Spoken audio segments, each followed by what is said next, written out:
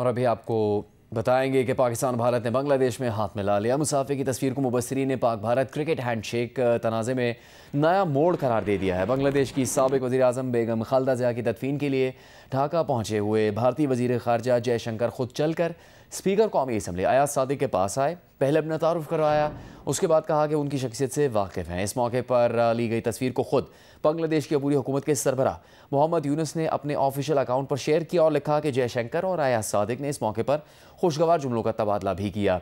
वाज़ेह रहे कि मई 2025 में पाकिस्तान और भारत की फ़जाई झड़पों के बाद ये पहला मौका है कि दोनों मुल्कों के आला सतह के रहनुमाओं ने मुसाफा किया। मई के बाद से क्रिकेट टीमों का हैंड शेक ना करना शह सुर्खियों की जीनत बना रहा। इंटरनेट पर बड़ी तादाद ने अयाज सादिक और जयशंकर मुसाफे को खुशाइन कहा है। किसी ने लिखा कि अब पाक भारत क्रिकेट मैचों में हैंड शेक ना करने का जवाब बाकी नहीं रहा और किसी ने लिखा कि इख्तलाफात कितने ही संगीन क्यों ना हो, मामूली आदाब तर्क नहीं करने चाहिए।